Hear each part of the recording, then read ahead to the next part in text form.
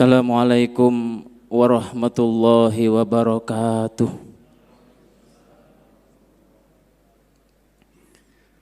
Alhamdulillah.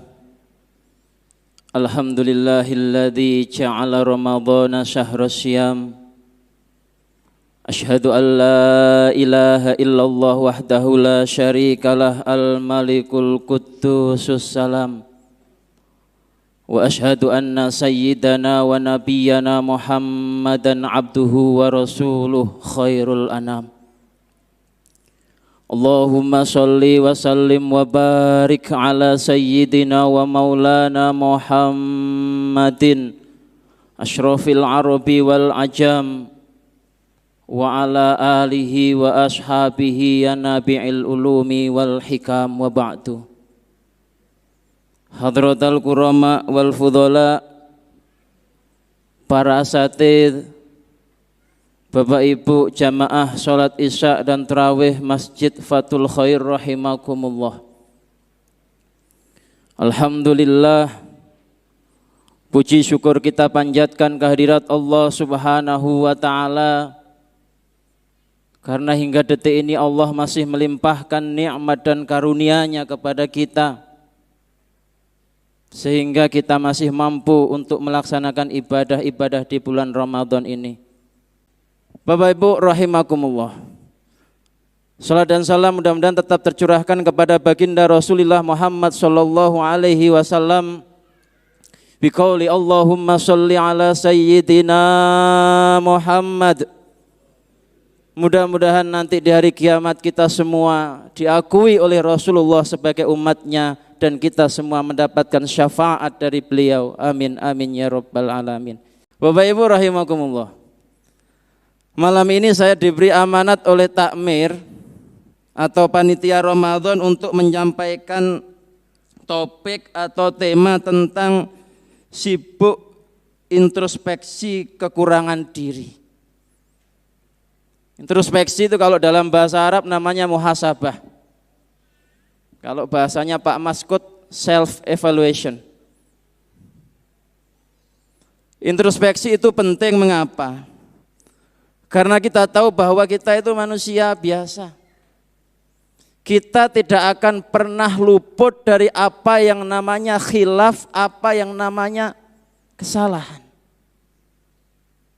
Maka dengan adanya introspeksi itu kita diharapkan kita akan tahu apa sih kekurangan kita, apa sih kesalahan kita, apa sih kelemahan kita, sehingga kita tidak mudah untuk menyombongkan diri, kita tidak mudah untuk menganggap remeh orang lain.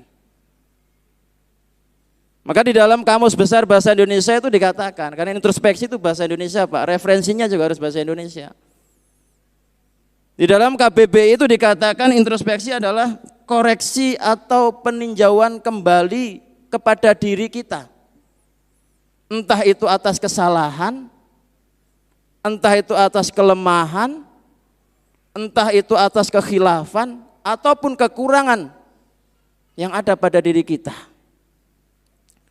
Nah, Bapak Ibu rahimakumullah, makanya di dalam kitab Ihya Ulumuddin, buah karya dari Hujjatul Islam Al-Imam Al-Ghazali, beliau mengutip pendapat sahabat Umar bin Khattab radhiyallahu an yang berbunyi hasibu qabla an tuhasabu, yang artinya evaluasilah dirimu sebelum kamu mengevaluasi orang lain.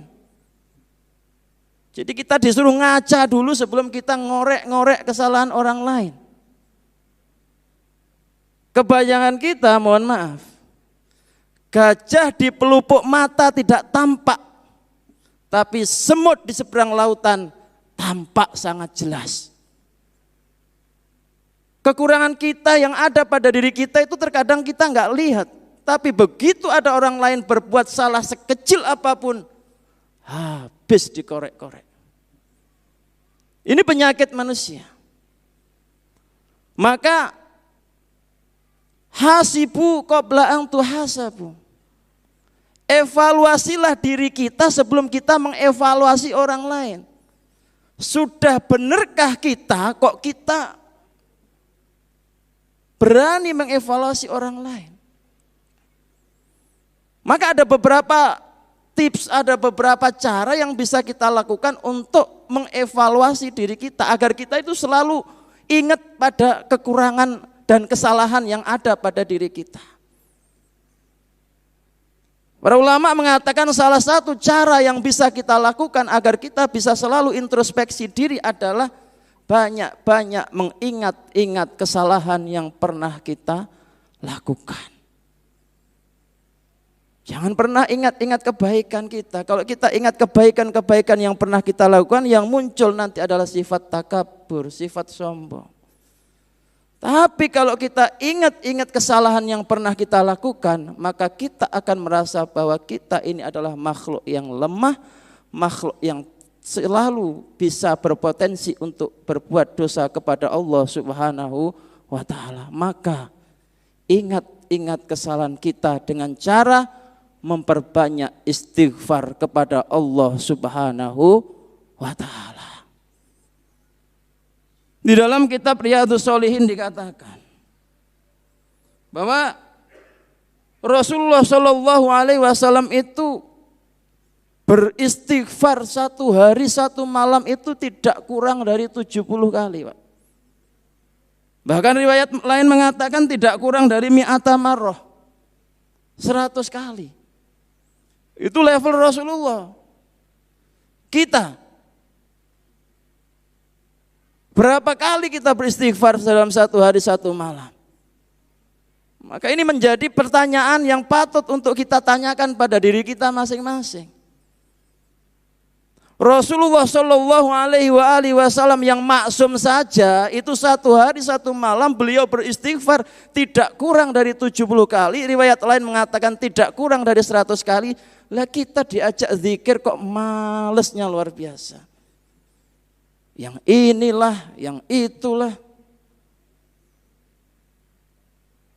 Maka mari kemudian kita memperbanyak beristighfar kepada Allah Subhanahu wa taala sebagai bentuk muhasabah, sebagai bentuk introspeksi diri, sebagai bentuk self evaluation.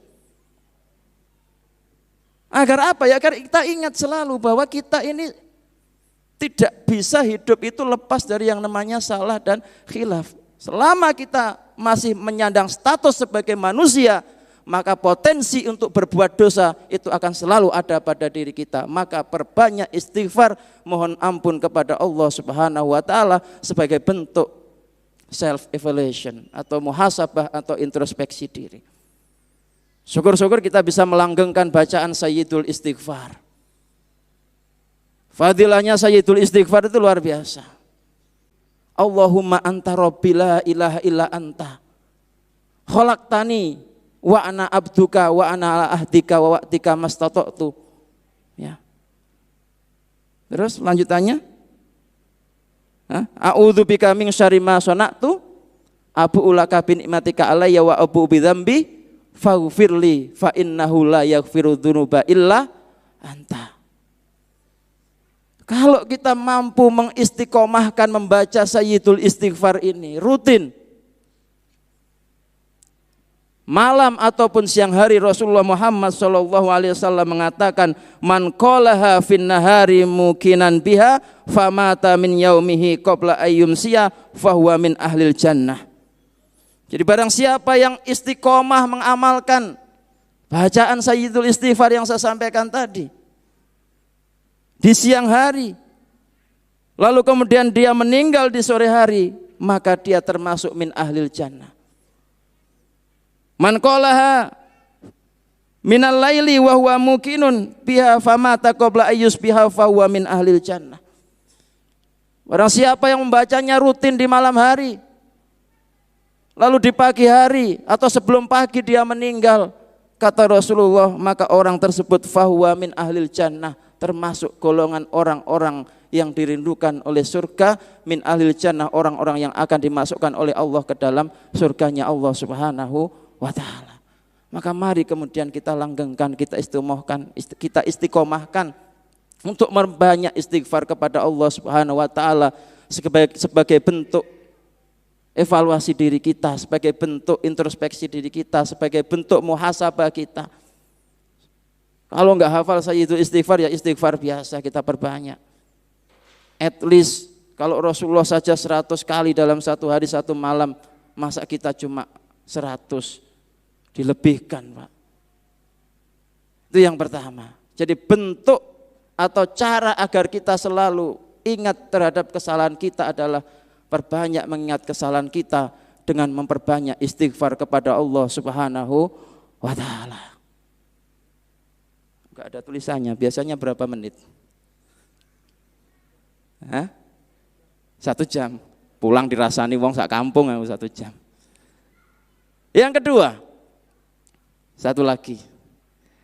Yang bisa kita lakukan agar kita terhindar atau kita bisa selalu introspeksi diri agar kita tidak mengorek-ngorek kesalahan orang lain adalah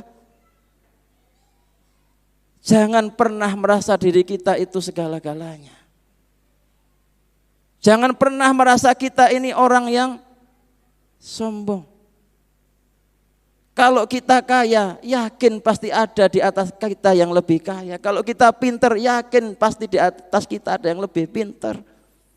Kalau ibu-ibu glowing, pasti di atas ibu-ibu ada yang lebih glowing lagi, Bu. Kalau kita sudah merasa sombong, maka sulit bagi kita untuk kemudian muhasabah, sulit bagi kita untuk mengkoreksi diri kita. Karena yang ada adalah kita menilai kita lebih dari orang lain, kita menilai kita lebih baik dari orang lain, kita menilai kita lebih benar dari orang lain, sehingga selain kita salah. Jadi buang jauh sifat sombong di dalam diri kita. Sombong itu adalah batarul haq wa ghamtun nas. Menolak kebenaran dan meremehkan orang lain, itu definisi sombong. Maka kalau orang lain menasihati kita dalam kebenaran, ya kita terima. Jangan kemudian kita merasa yang paling benar. Orang lain memberi tahu kita, ya kita terima. Wa ghamtun nas, sombong itu meremehkan orang lain. Jangan pernah sekali-kali kita merendahkan orang lain, karena bisa jadi orang yang kita rendahkan itu bisa lebih baik daripada kita. Makanya di dalam Al-Quran itu Allah Subhanahu wa ta'ala mengingatkan kepada kita. Ya ayyuhalladzina amanu la yaskhar qaumun min qaumin asa ayyakunu khairum minhum wala nisa'um min nisa'in asa ayyakunna khairum minhun. Jadi janganlah kalian mengolok-olok suatu kaum, janganlah merendahkan suatu kaum, karena bisa jadi kaum yang kamu olok-olok, yang kamu rendahkan itu lebih baik daripada kamu. Dan para wanita jangan pula mengolok-olok wanita lain, karena bisa jadi yang kamu olok-olok itu lebih baik daripada kamu. Maka sebagai bentuk self-evaluation, sebagai bentuk muhasabah, sebagai bentuk introspeksi, jangan kita merasa bahwa kita adalah segala-galanya. Jangan pernah merasa kita adalah yang paling hebat, yang paling pinter, yang paling kaya, yang paling wow, dan sebagainya. Selalu merasa bahwa kita ini adalah kurang, kita ini adalah manusia biasa, kita adalah, kalau dilihat dari ruang angkasa, kita hanya bagaikan butiran debu yang tidak ada artinya di sisi Allah Subhanahu wa ta'ala. Oleh karena itulah, mari kemudian momentum bulan Ramadan ini, yang dimana tujuan daripada puasa yang kita lakukan adalah mencetak kita menjadi orang-orang yang bertakwa. Maka pribadi orang yang bertakwa itu mari kemudian kita betul-betul ejawantahkan dalam kehidupan sehari-hari kita, sehingga kita menjadi pribadi yang ahsani takwim, pribadi yang paling baik di sisi Allah Subhanahu wa ta'ala, yang bisa memberikan kemanfaatan bagi orang yang ada di sekitar kita. Demikian Bapak Ibu yang bisa saya sampaikan pada kesempatan malam hari ini. Mudah-mudahan bisa menjadi reminder, pengingat khususnya bagi pribadi saya sendiri dan umumnya bagi jamaah sholat isya dan tarawih yang hadir pada kesempatan malam hari ini.